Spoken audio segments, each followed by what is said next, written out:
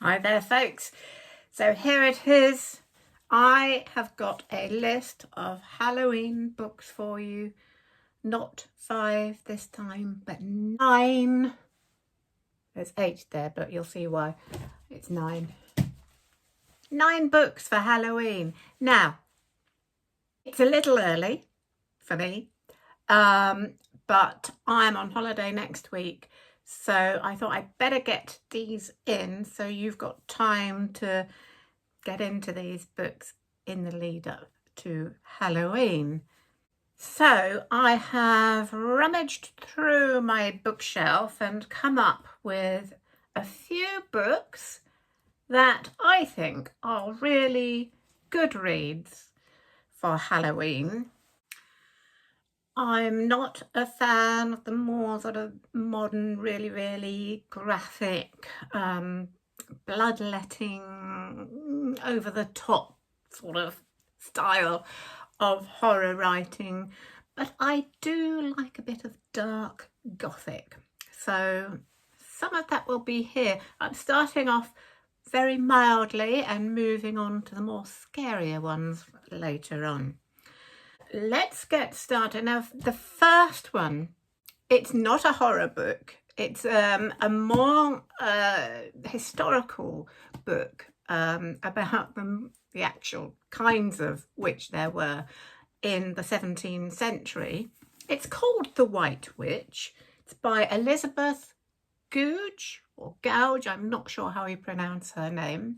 It's set in 1642 at the start of the English Civil War, and it's really very much about how the Civil War split up families, how Civil War affects families, and setting Catholics against Puritans and Royalists against parliamentarians.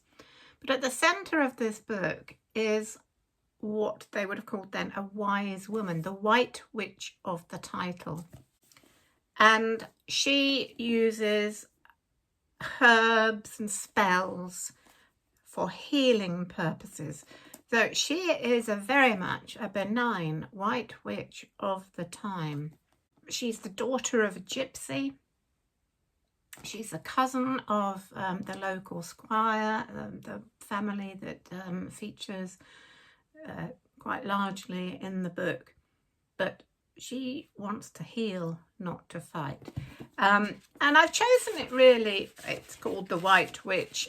It's for those of you who really prefer a good historical view of what we might call witches rather than the fantasy type of witch that we tend to speak of at Halloween. So that's my first choice. Pretty mild, not horrific, but very interesting book about the Civil War. Now, next on my list, and I have spoken about this book before on one of my book lists, but I'm including it because it's very magical, but also quite dark and chilling. And it's Joanne Harris's The Lollipop Shoes, which is the sequel to her book Chocolat. And I really loved this. I loved it better than Chocolat. It's about, again, Vianne and her daughter, and also her second daughter. And it's told from 3 viewpoints: Vianne's viewpoint, her daughter's viewpoint, and the viewpoint of this strange person who comes into their life, Zosie. And appropriately enough, it starts on Wednesday the 31st of October, and the first chapter is called Death. So this kind of starts off and gives you a feel for the book straight away. And the woman Zosie is, I suppose you might call her the villain of the piece. She is a mysterious character and we don't trust her, and nor does Vianne. And it is very darkly magical, much darker than Chocolat. It's more threatening, it's more chilling, and it's very atmospheric in the way that Joanne Harris can only write, in that very sort of sensual way that she has, using all the senses, particularly taste and smell and all those things. So I really, really love it. And as it says on the back, the character of Zosie is ruthless, devious and seductive, and has plans of her own, plans that will shake their world to pieces. So that's a good one. It's a good one for Halloween. Now, I don't know if we can really speak about Halloween these days without including Harry Potter. Come on. Here we go. And really, we're talking about 7 books here.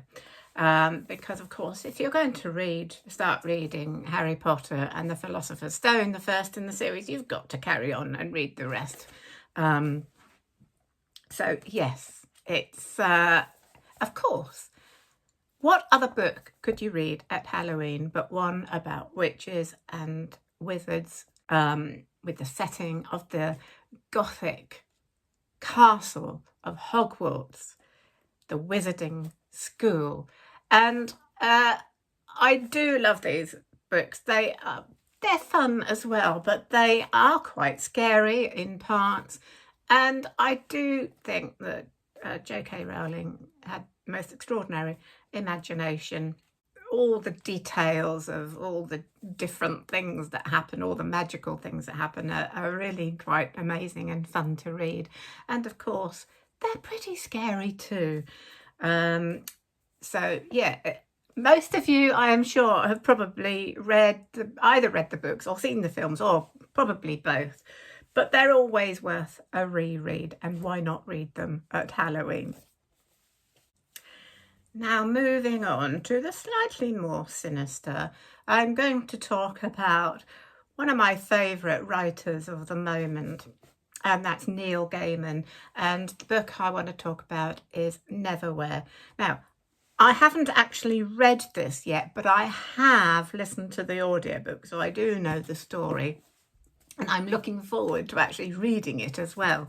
So Neil Gaiman has the most extraordinary imagination, and I find him extremely inspirational as a writer, because whenever I say to myself, I can't really write that, it's far too out there, I think of Neil Gaiman and I think, I can. So yeah, so I love Neil Gaiman. And if you haven't read Neverwhere, it's about a kind of alternative world under the streets of London. It's dark, it's dangerous, it's very twisted. And it's inhabited by people who have fallen through the cracks in the world. Well, that's so Neil Gaiman, isn't it? It's wild, it's imaginative, it's strange, and it's very dark. And there are so many dangers and rather nasty characters in it too. So yes, read it at your peril. And another book by Neil Gaiman that I've not got a copy of, but I have again listened to it on audiobooks, is Coraline. It's about a girl whose family have just moved to a new house, and she finds a locked door that she becomes fascinated with, and she finally makes her way through this door and finds herself in another alternative world where she has a kind of mirror family. And at first she kind of likes this new family, but she gradually realises they are more the stuff of nightmares, and she finds that she is trapped in this world along with some other lost children, and it is up to her to find her way out and rescue all the other children. Again, in only the way that Neil Gaiman can do it. It is dark, it's creepy, it's disturbing, and the suspense intensifies as you go along. So it's very creepy. And there's a cat in it. If you like cats, it's a good cat. So yeah, that is a good one for Halloween. Now, you know, I always include a few classics in my book list, and this is possibly the most classic horror of all, and it's one of my favourites. And of course, it is Dracula by Bram Stoker, the original, the best vampire story of all. I actually hadn't read Dracula up until a few years ago when I, just for the sake of it, I did an online course in fantasy and science fiction books, which I really enjoyed. And this happened to be on the book list, so I had to read it, and I enjoyed it far more than I thought I was going to. You probably know the story. The main character, certainly at the beginning, Jonathan Harker, who visits this castle in Transylvania. His host is one Count Dracula, who turns out to be dark and sinister, and Jonathan Harker soon finds that he's a prisoner there. And of course, the story moves on to Whitby in England, where Dracula arrives on the coast. And what I like about this novel is that it's told in journals, diaries, and letters. Now, I rather like that way of writing because you kind of, as the reader, you kind of get to read between the lines, and there's a kind of feeling, particularly in a horror story like this, of we know what's happening, but the writer of the journal or the letters doesn't always necessarily know what's happening. So it's that sort of creepy feeling of, yes, but he's behind you kind of feeling. So it's very, very cleverly written. And I thoroughly enjoyed it. And it's, you know, it's the original of countless other books and films and television series that have caught on to the vampire legend. But this I think is the best of all, the original. Yeah, if you haven't read it, you should. Now, the next two books are also inspired by Bram Stoker's Dracula, and in fact, the next one is co-written by his great-great-nephew, Dacre Stoker, along with J.D. Barker, and it's called Dracule, and it's an extraordinary book. It's a kind of prequel to the Dracula story, and it actually tells the story of Bram Stoker himself before he wrote Dracula, and it's kind of inspired by notes he left. Tilly wanted to say hello. There you go. All right. There we go. And just to read the back of it, it is 1868. 21-year-old Bram Stoker has barricaded himself inside the tower of a long-abandoned abbey. He is armed with mirrors and crucifixes, holy water, some white roses, a notebook, and a gun. His only solace is a bottle of brandy. His fervent prayer is that he will survive the night. There's a monster at his door. Yeah, inspired by the notebooks and journals Bram Stoker left behind. And takes us back to the very beginning to reveal what drove him to write one of the most terrifying stories ever told. On the other side of that locked door waits an ungodly nightmare that he hoped had ended years before. It's really is very, very creepy, and as one of the reviews says, scary as hell, gothic as decay. So yeah, if you like the Dracula legend, that's a good one. Dracul, Dacre Stoker and J.D. Barker. Good read. Now, the other Dracula-inspired book on my list is called The Historian, and it's by Elizabeth Kostova. It's a kind of update to the Dracula story. It's about a woman who finds an ancient book and some letters, and it leads her to a search for something about her father's past, and to try and find the original Dracula, who is believed to be still living. So as one of the reviews said, filled with fascinating details of archaic vampire lore, the splendours of the Ottoman Empire and the beauty of the Romanian countryside, and obsession, possession and the struggle against the brevity of life.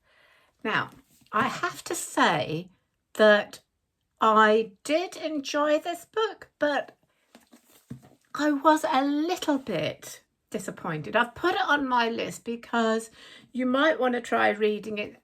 The reviews that I looked at on Goodreads are quite mixed. Some people really, really love it. I was a little bit disappointed by the ending. It just didn't grab me as much as I felt it should have done.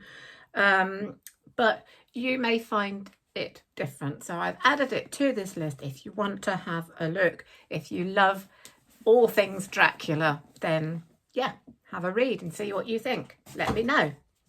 And lastly, another classic.